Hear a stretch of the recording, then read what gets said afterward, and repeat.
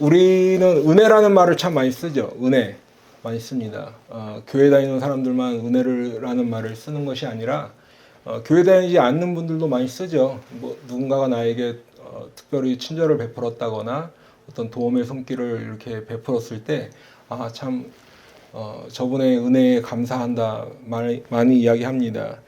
또 어떤 부모님의 은혜 또는 스승의 은혜와 같이 어떤 조건이 달려있지 않은 그러한 사랑을 표현할 때 감사하는 마음을 담아서 우리가 또 은혜다 이렇게 말하기도 하죠. 그래도 역시 우리 믿는 사람들에게 있어서 은혜라고 하면 하나님의 은혜를 먼저 떠올리게 마련입니다. 조금 전에 읽어드렸던 그 오늘 본문 말씀에 보면 하나님의 은혜라는 말이 나와요. 근데 희한하게도 재미있게도 하나님의 은혜를 헛되이 받지 말라 이렇게 말씀하고 있습니다. 여러분, 하나님의 은혜를 헛되이 받는다. 그 중에서 헛되이 받는다는 것이 무슨 의미일까? 헛되이 받는다는 것은 내용이 없다 이런 얘기예요. 아니면 쓸모없이 여긴다 또는 하찮게 여긴다 이런 의미입니다. 그러니까 하나님의 은혜를 헛되이 받지 말라는 말은 하나님의 은혜를 쓸모없는 것으로 여기지 말라는 의미가 되겠죠. 하나님의 은혜를 하찮게 여기거나 아니면 경솔히 여기지 말라라는 그런 의미입니다. 그러면 하나님의 은혜가 도대체 무엇이기에 이렇게 경솔히 여기지 말라, 헛되이 받지 말라라고 했을까? 성경에서 말씀하는 하나님의 은혜는 간단하죠. 우리를 구원하시기 위해서 예수 그리스도께서 십자가에서 우리를 대신해서 돌아가셨다. 그 죽으심이 바로 하나님의 사랑이라고 합니다. 그런데 우리는 그 하나님의 은혜, 하나님의 사랑, 예수 그리스도의 십자가의 돌아가심으로 말미암아서 바로 구원을 받았다. 그때 표현하는 것이 하나님의 은혜다 이렇게 이야기하는 것이죠. 우리가 하나님의 은혜로 구원을 받는다라는 것을 잘 설명해 주는 말씀이 에베소서 2장 8절에 보면 나와 있습니다. 신약 성경에 에베소서라는 책이 있는데 그 2장 8절에 보시면 너희는 그 은혜에 의하여 믿음으로 말미암아 구원을 받았으니 이것은 너희에게서 난 것이 아니요 하나님의 선물이라 말씀하고 있어요. 우리가 보통 이 말씀을 통해서 내가 믿음으로 구원을 받는다 보통 생각을 합니다. 물론 믿음이냐 행위냐 어떤 것으로 구원을 받느냐 할 때에 보면 믿음으로 받는 게 맞죠. 그러나 그 구원을 이루시는 주체가 누구냐, 나냐 하나님이냐 할 때는 내 믿음이 아니라 하나님의 은혜로 구원을 받는다라는 의미입니다. 그렇기 때문에 이 구원은 너희에게서 난 것이 아니라 하나님의 선물이라는 그 부연 설명이 바로 뒤따라오고 있는 것입니다. 그러니까 이 구절을 다시 한번 정리해서 말씀을 드리면 나는 하나님의 은혜로 내가 구원받는다는 것을 믿는다라는 거예요. 내가 구원받는 것이 내가 뭐 노력을 하고 내가 성경을 많이 알고 내가 또 어떤 선한 일을 많이 해서 받는 게 아니라 하나님의 은혜로 나에게 주시는 선물과 같은 것이다. 나는 그것을 믿는다라는 것입니다. 그러니까 우리는 하나님의 은혜로 다 구원을 받게 되는 것입니다. 그런데 지금 사도 바울은 고린도 교회에 있는 성도들에게 편지를 보내고 있는데 그 사람들에게 하나님의 은혜를 헛되이 받지 말라라고 표현하고 있어요. 그런데 하나님의 은혜를 헛되이 받지 말라라고 하면서 시작하는 말이 보니까 하나님과 함께 일하는 사람으로서 권면한다 이렇게 이야기를 하는 거죠. 하나님의 은혜를 헛되이 받지 말라라고 하는 것이 그냥 지나가는 사람이 또는 그냥 동네에 알고 있는 지인이 이렇게 그냥 어느 정도 추천해주는 그 정도의 의미가 아니라 하나님과 함께 일하는 사람으로서 그 성도들에게 전하는 거예요. 권면하는 거예요. 그러니까 지금 사도 바울 입장에서는 이 지금 하나님의 은혜를 헛되이 받지 말라는 이 말씀이 굉장히 시리어스하고 아주 강력하게 심각하게 이렇게 말하고 있다는 것을 알 수 있습니다. 그러면 이제 우리는 이 시점에서 두 가지 정도를 생각할 수 있죠. 두 가지 정도의 의문 또 고려할 사항이 있는데 뭐냐면 첫 번째는 하나님의 은혜가 과연 무엇인가라는 것을 다시 한번 생각해 봐야 합니다. 그리고 두 번째는 그래도 명색이 고린도 교회 성도들인데 신앙생활을 하고 있는 사람들이에요. 그냥 밖에서 이방신을 믿거나 아니면 예수를 안 믿는 이런 사람이 아니라 교회 안에 들어와서 그래도 신앙생활을 해보려고 하는 성도들인데 그 성도들에게 하는 말이 하나님의 은혜를 헛되이 받지 말라라고 했어요. 그러면 우리가 두 번째 드는 의문은 교회 안인데 하나님의 은혜를 헛되이 하찮게 여기는 사람이 있을까 하는 것이죠.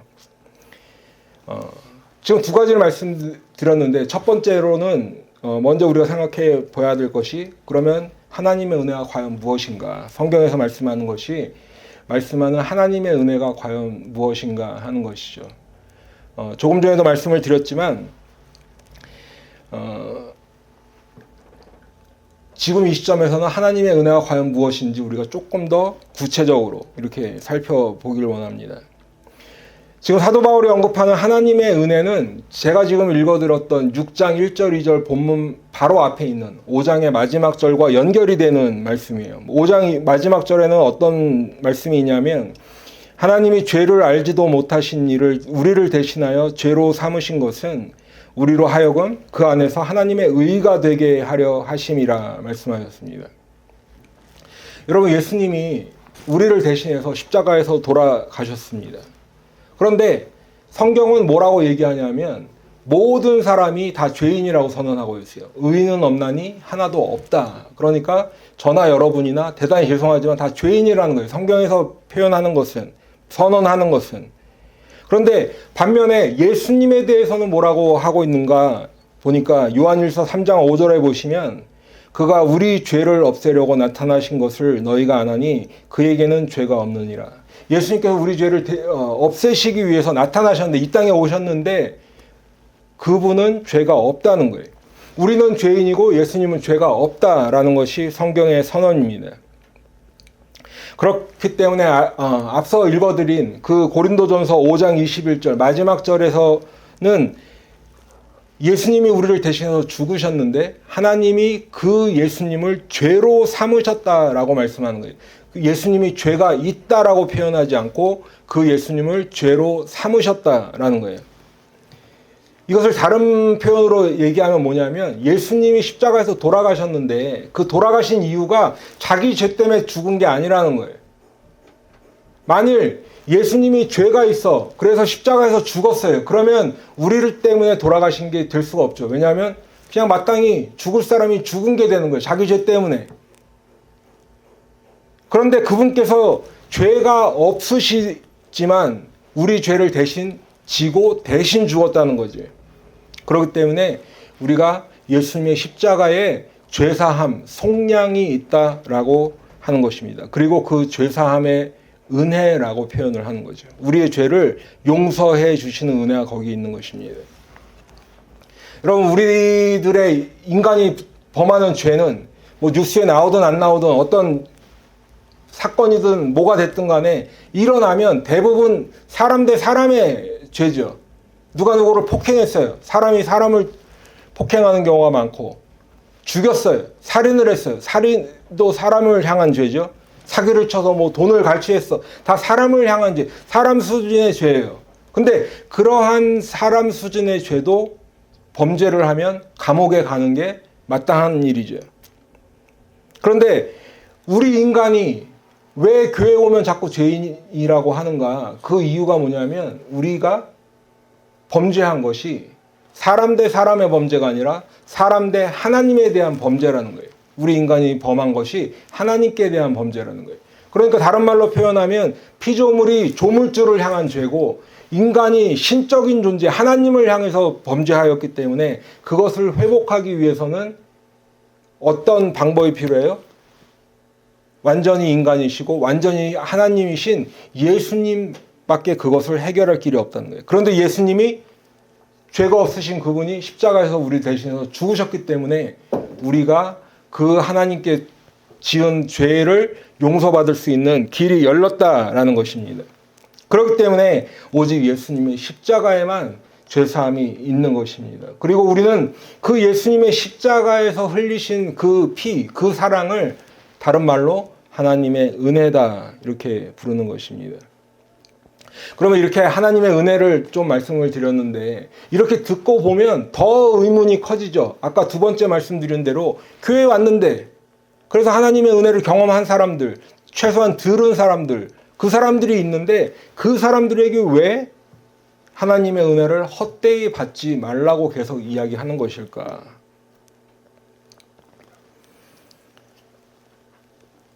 그 이유가 두 가지가 있는데 가장 큰 이유는 지금 고린도 교회 주위에 또 안에 거짓 선지자라는 사람들이 있었어요. 거짓 선지자라는 사람들. 이 거짓 선지자가 있는 것은 지금 고린도 교회만의 문제는 아니에요. 신약 성경에 보면 갈라디아라는 교회도 있었는데 그 교회 안에도 똑같이 거짓 선지자들이 있었어요. 그래서 거기서는 사도 바울이 거짓 형제라고 불러요. 그 사람들을. 교회 안에 들어왔는데 다른 이야기를 한다는 거예요. 성경에 있는 이야기가 아니라 다른 것을 이야기한다고 합니다. 그래서 이 문제를 굉장히 사도 바울이 심각하게 인식을 했어요. 그런데 문제는 그 사람들만 들어온 것이 문제가 아니라 더 큰 문제가 있었는데 바로 교인들 가운데, 성도들 가운데 이 거짓 선지자, 거짓 형제들이 전하는 이상한 말을 더 쉽게 따라가는 사람들이 많았다라는 거예요. 쉽게 받아들인다는 거예요. 갈라디아서 1장 6절에 보시면 그리스도의 은혜로 너희를 부르신 이를 이같이 속히 떠나 다른 복음을 따르는 것을 내가 이상하게 여기노라 할 정도였어요. 사도 바울이 전한 복음 말고 다른 복음을 전하는데 그거를 그냥 훅 받아들이는 거예요. 너무 이상한 거예요. 어떻게 저럴 수 있지? 그런데 갈라디아 교회만 그랬던 것이 아니라 지금 고린도후서 이제 우리가 지금 6장을 보고 있는데 나중에 11장에도 보시면 비슷한 우려를 하고 있어요. 고린도 교인들을 향해서. 만일 누가 가서 우리가 전파하지 않은 다른 예수를 전파하거나 혹은 너희가 받지 아니한 다른 영을 받게 하거나 혹은 너희가 받지 아니한 다른 복음을 받게 할 때에는 너희가 잘 용납하는구나. 사도가 전하지 않은 다른 예수, 사도가 전하지 않은 다른 성령, 사도가 전하지 않은 다른 복음을 전할 때는 너무 쉽게 받아들이는 거예요. 잘 용납한다고 지금 이야기하고 있어요. 여러분, 제가 목사로서 느끼는 이 마음이 있는데 답답한 마음인데 뭐냐면 간혹 복음을 전하면 참 복음을 받아들이지 않는 사람들이 많이 있어요. 뭐 이건 이래서 그렇고요. 저건 저래서 그렇고요. 나름대로 다 이유가 있어요. 뭐 거기까지는 그럴 수 있다고 치는데 이런 분들도 어디 가서 이상한 말, 다른 사람이 뭔가 정말 논리적으로도 말도 안 되고 그냥 이렇게 도저히 받아들일 수 없는 말들을 들으면 그런 거는 또 이렇게 쉽게 받아들이더라 하는 것이죠. 그런 분들을 볼 때마다 제가 목사로서 참 마음이 답답할 때도 있고 안타까운 마음이 들 때도 있다라는 것인데 지금 사도 바울이 그 심정을 이야기하는 거예요. 목회자로서. 고린도 교인들 가운데는 지금 교인이 되었지만 예전에는 이방신을 섬기던 사람들도 있었어요. 그래서 복음을 듣고 예수님 믿고 이제 교회 나와서 고린도의 교회를 다니고 있는 교인이 되었어요. 그런데 이분들이 쉽게 다른 복음을 받아들임으로 인해서 하나님의 말씀을 지금 헛되이, 하나님의 은혜를 헛되이 받고 있다라는 거지. 거짓 선지자들이 전하는 다른 복음을 받아들여 또는 율법주의자들이 전하는 하나님의 은혜로 구원받는 것이 아니라 최소한 할례 정도는 해야지라고 하는 그런 말들은 너무 쉽게 받아들인다는 거예요. 그래서 지금 참으로 답답하다, 안타깝다 하는 마음을 표현하고 있는 것이죠. 그러면서 지금 하나님의 은혜를 헛되이 받지 말라는 말을 구약 성경의 이사야서에서 말씀과 연결해서 인용해서 설명하고 있어요. 이사야서 49장 8절에 보시면 여호와께서 이같이 이르시되 은혜의 때에 내가 내게 응답하였고 구하는 날에 내가 너를 도왔도다 말씀하셨습니다. 지금 이 말씀을 인용하면서 사도 바울은 하나님의 은혜, 하나님께서 베푸시는 구원과 은혜를 설명하고 있어요. 하나님의 은혜로 구원받는 것은 우리 인간들에게 사실은 제일 중요한 문제. 왜냐하면 이것은 단지 우리 인생을 얼마나 멋지게 살 것인가 또는 우리 인생을 얼마나 즐기며 살 것인가. 인스타에 사진들 요새 찍는 거 좋아하잖아요. 그렇죠? 어디 내가 여행 갔던 거, 맛있는 거 먹었던 거, 뭔가 이렇게 새로운 옷을 사서 입고 많이 찍는단 말이에요. 그런 어떤 즐거움을 누리는데 그것보다 훨씬 더 중요하다는 거예요. 하나님께서 우리에게 은혜를 베푸셔서 구원하신다는 것은 바로 우리 영혼이 죽고 사는 문제이기 때문에 훨씬 더 중요하다는 거예요. 왜냐하면요, 인간의 육신은 죽음이 있지요. 그런데 그 죽음이 끝이 아니라는 거죠. 영원한 삶으로 이어지는 어떤 연장선이기 때문에 우리가 육신은 언젠간 죽을 것이지만 이 육신이 죽는다고 해서 내가 없어지는 게 아니라는 거예요. 우리가 육신의 삶을 마친 후에는 영원한 삶이 기다리고 있어요. 그런데 우리가 하나님의 은혜로 구원받았다라는 것은 바로 이 영원한 생명을 살게 되는데 어떤 상태로 살게 되는가? 평안과 안식을 가지고 살게 된다는 그런 의미입니다. 그럼 반대의 입장에 있겠죠. 하나님의 은혜로 나 구원 안 받았어 라고 하는 사람은 사실은 성경에서 말씀하는 대로 말씀을 드리면 영원한 죽음에 이르게 된다라고 성경은 설명하고 있어요. 그런데 이 영원한 죽음은 요한계시록에 보면 둘째 사망이라고 표현하고 있어요. 둘째 사망. 첫 번째 사망은 내 육신이 죽는 것이고 둘째 사망은 내 영혼이 죽는다는 거예요. 그러면 이 영혼이 죽는 것은 어떤 의미냐? 영원한 형벌, 영원한 저주를 받는다는 것을 의미해요. 여러분, 영원한 죽음이라고 말씀을 드리니까 어떤 분은 이렇게 생각하실 수 있어요. 아, 영원히 잠을 자는가 보다. 그런데 성경이 말씀하는 영원한 죽음은 영원한 수면이 아니에요. 그냥 평생 영원히 그냥 잠만 자고 있는 그런 상태가 아니에요. 바로 영원한 형벌을 의미해요. 조금 전에도 말씀드렸지만 우리가 뉴스 같은 데 보면 무기징역이나 아니면 라이프타임 센텐스 같은 거 이렇게 받는 경우를 가끔 보는데 영원히 죽음이라는 것은 바로 둘째 사망은 영혼의 무기징역이 되는 거예요. 내 영혼이 라이프타임 센텐스 받는 거랑 똑같아요. 그러면 영혼은 죽지 않는 상태를 가리키기 때문에 그 형벌이 뭐냐? 영혼이 무기징역을 받았다는 의미죠. 끝이 없는 영원한 형기를 살아야 된다는 의미입니다. 이것을 다른 말로 성경에서는 지옥에 간다라고 표현을 해요. 그런데 여러분, 문제는 지옥에 가는 게 우리가 요즘 젊은 친구들 많이 하는 게임에도 보면 지옥의 묵시록 이런 게임인가요? 그런 것도 있죠.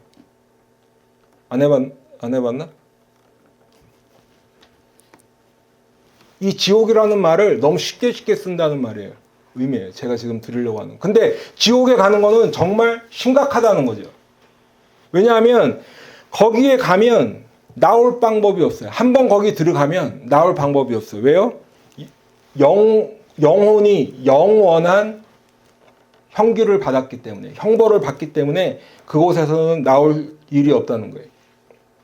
여러분, 우리들이 힘들고 여러분들도 살다 보면 어려운 일을 겪죠. 마음에 이런 아픔도 있고 여러 가지 어려움, 고난 이런 게 있을 거예요. 근데 그걸 견딜 수 있는 건 왜 그래요? 그게 영원하지 않기 때문에. 지금 조금 힘들지만 이거를 언젠가 헤쳐나갈 것이다 라는 기대가 있기 때문에 우리가 이길 수 있어요. 그런데 지옥은 끝이 없다는 거예요. 끝이 없다는 거예요. 두 번째는 지옥에서는 죽을 수도 없어요.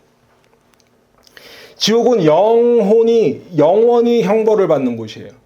그런데 우리 영혼은 죽고 싶어도 죽을 수가 없죠. 예전에 어떤 그런 무슨 영화 같은 데 보면 네가 내 몸을 죽일 수는 있어도 내 영혼을 죽일 수 없다 막 이렇게 장렬하게 이야기하잖아요. 그러니까 영혼은 죽지 않는 거예요. 그런데 지옥에 갔다는 것은 내 영혼이 판결을 받아서 영원한 형벌을 사는 건데 거기서는 죽을 수도 없다는 거예요. 또 다른 이유는 지옥에서는 잠시 쉬는 시간도 없어요. 여러분들 수업 듣다가 중간중간 쉬는 시간이 있죠. 어떤 열심히 일하시는 분들은 막 쉬지 않고 열심히 일하시는 분들이 있어요. 그러나 최소한 하루 밤이 되면 잠을 자야죠. 쉬는 거예요. 일주일에 하루는 쉬어야 돼요. 아무리 열심히 해도. 한 달에 몇 번 쉬어야 되고 1년에 몇 번 쉬면서 휴가도 가고 하잖아요. 그렇지 않으면 당장 몸에 병도 들고 고장이 나기 시작한다는 거죠. 그렇기 때문에 쉼이 필요해요. 그런데 지옥에는 이렇게 잠시 쉴 만한 여유도 없다는 거예요. 어느 정도로 여유가 없느냐? 너무 뜨거운 곳이라서 내 혀에 잠시 한 방울의 물 떨어뜨려 달라고 요청하는 그 요청도 받아들여지지 않는 곳이 그곳이에요. 그렇기 때문에 지금 사도 바울이 성도들한테 하나님의 은혜를 헛되이 받지 말라고 하는 것은 그냥 지나가는 말처럼 아니면 가볍게 이야기하는 게 아니에요. 강력하게 또 심각하게 권면하고 있는 것입니다. 하나님의 은혜로 베푸시는 그 구원을 받을 것을 아주 권하고 있는 것이죠. 그리고 사도 바울의 이 심정을 가장 잘 나타내 주는 단어가 오늘 본문에서 지금이라는 단어예요. 지금.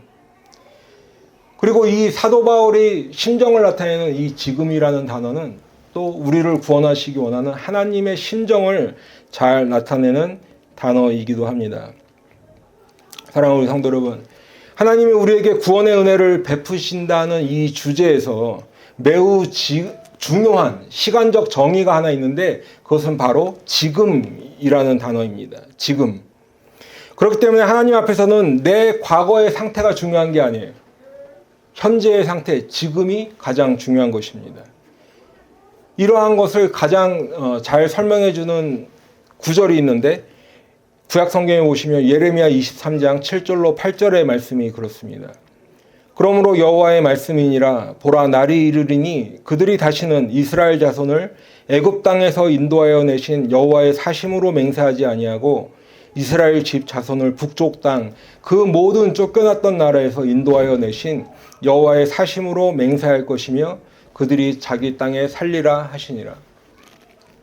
여러분, 하나님께서 이스라엘 백성을 애굽 땅에서 구해내셨어요. 모세를 부르시고 이제 모세에게 뭐라고 말씀하셨냐면 나는 너희 하나님이 될 것이야. 그리고 너희는 내 백성이 될 것이야. 이 약속을 맺으셨어요.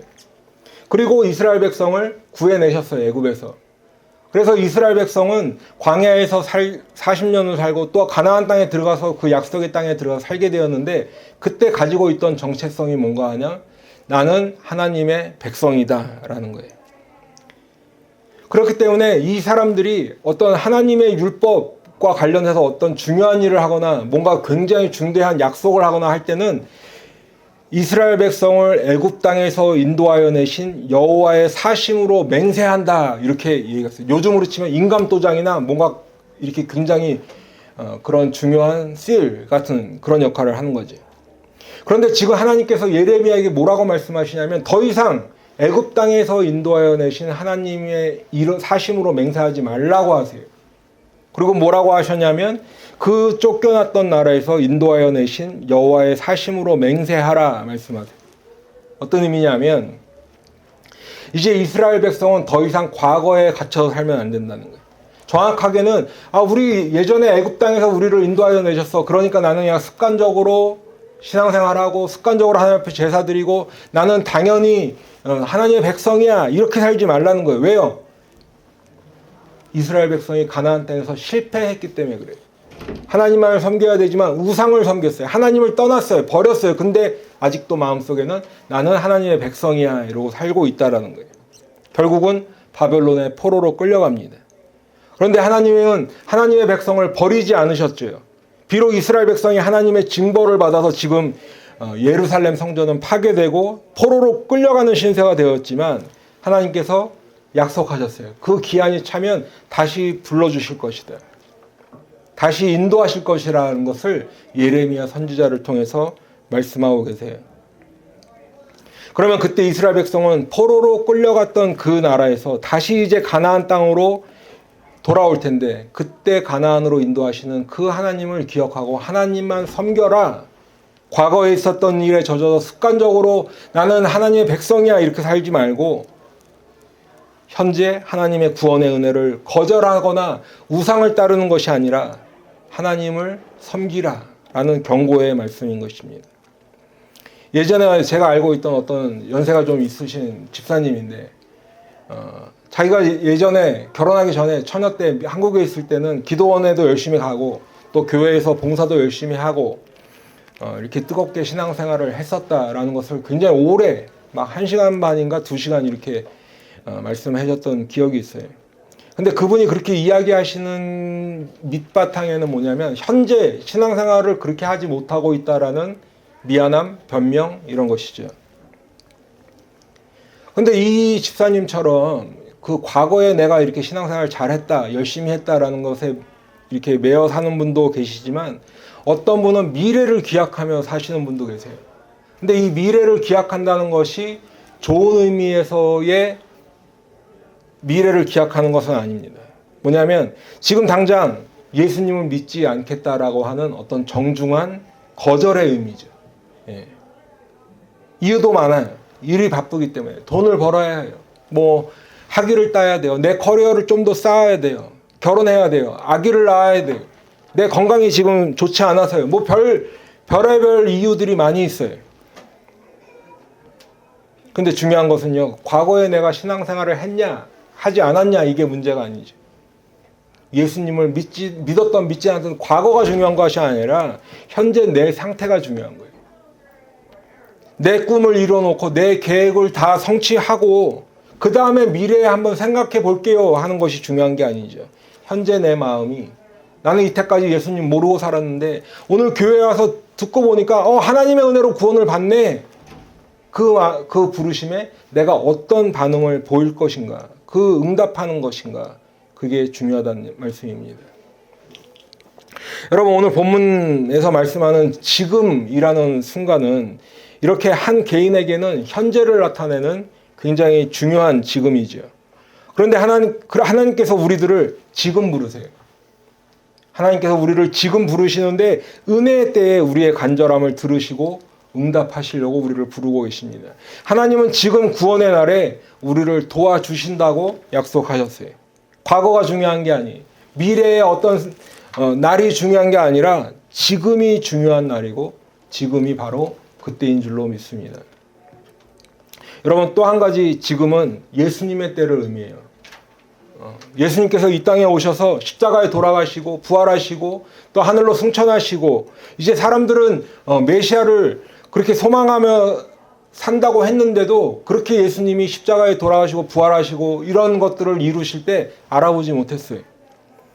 바리새인들은 메시아를 소망한다고 이야기했지만 예수님을 십자가에 못 박아 죽였어요. 어느 정도로 알지 못했냐? 요한이라는 사람이 감옥에 갇혀 있는데 예수님의 활동하는 모습을 듣게 됐어요. 그래서 자기 제자를 보내요. 오실 그이가 당신이 오니까. 확신이 없었던 거예요. 바리새인들도 마찬가지고요. 정작 메시아가 오니까 그를 잡아서 십자가에 못 박아 죽였습니다. 하지만 예수님은 십자가에서 우리를 대신해 죽으셨고 무덤에서 살아나셨고 하늘로 승천하셨습니다. 약속하신 보혜사 성령을 우리에게 보내주셨고 지금은 하나님 우편에 앉아 계십니다. 그리고 이제 한 가지 남은 것이 있는데 뭐냐면 장차 영광 가운데 심판주로 오신다는 거예요. 그렇기 때문에 예수님이 그리스도다, 메시아다라는 것은 명확해진 것이지요. 그렇기 때문에 여러분, 지금이 바로 그때예요. 예전에 사람들은 그 메시아를 소망하며 이분인가 저분인가 갈팡질팡했다면 지금은 메시아, 예수가 메시아라는 것이 명확한 시대입니다. 예수님이 이 땅에 오셔서 하나님의 뜻대로 모든 것을 이루어 주신 지금이 바로 그때라는 거예요. 지금이 하나님의 은혜의 때요, 지금이 하나님의 구원의 때입니다. 사랑하는 성도, 이제 말씀을 맺도록 하겠습니다. 오늘도 우리는 하나님의 구원의 은혜와 예수님의 십자가의 사랑으로 죄사함 받고 믿음으로 하나님이 백성이 된다는 그 복음을 들었어요. 그런데 불행하게도 이 똑같은 복음을 듣고도 어떤 사람은 그 하나님의 은혜의 복음을 헛되이 생각하는 사람이 있어요. 하지만 반대로 오늘 하나님의 복음을 들었는데 내가 그 부르심에 응답하고 싶다, 반응하고 싶다, 아멘, 나도 예수님 한번 믿어보고 싶어요 라고 순종하는 분들도 계시다는 거지. 제가 목사의 입장에서 바라기는 이 시간 한 사람도 하나님의 은혜를 헛되이 받는 분이 없기를 부탁합니다. 여러분, 말씀을 전하는 저나 듣는 우리 모든 성도들이 다 지금 하나님의 은혜의 때요, 지금이 바로 하나님의 구원의 날이라는 이 복된 복음 앞에 순종하며 주님 앞에 더 나아가시기를 축복합니다. 여러분, 오늘 고린도 후서 6장 마지막에 보시면 이렇게 하나님의 은혜로 구원을 얻은 사람들을 뭐라고 부르는가 보니까 하나님의 성전이라고 불러요. 하나님의 성전. 우리가 지금까지는 성전 그러면 건물을 생각했는데 성경은 그 믿는 예수를 믿는 사람들을 향해서 하나님의 성전이다 부르는 거예요. 그렇기 때문에 이제 우리는 예수를 믿으면 하나님의 성전이 되는 것입니다. 지난주 5장 고린도후서 5장에서는 그 표현을 새로운 피조물이라고 표현했는데 오늘은 하나님의 성전이라고 표현하고 있습니다. 그리고 이렇게 하나님의 성전으로 불려져서 하나님의 새로운 피조물이 되고 하나님의 성전으로 불려진 성도들을 가리켜서 뭐라고 말씀하고 있냐 보니까 하나님의 백성이 되었다. 하나님의 자녀가 되었다라고 성경은 말씀하고 있습니다. 이제 마지막으로 6장 마지막에 있는 말씀 두 구절을 제가 읽어드리고 말씀을 마치도록 하겠습니다. 우리는 살아계신 하나님의 성전이라 이와 같이 하나님께서 이르시되 내가 그들 가운데 거하며 두루 행하여 나는 그들의 하나님이 되고 그들은 나의 백성이 되리라. 그러므로 너희는 그들 중에서 나와서 따로 있고 부정한 것을 만지지 말라. 내가 너희를 영접하여 너희에게 아버지가 되고 너희는 내게 자녀가 되리라. 전능하신 주의 말씀이니라 하셨느니라. 지금이 바로 그때입니다. 잠시 기도하겠습니다.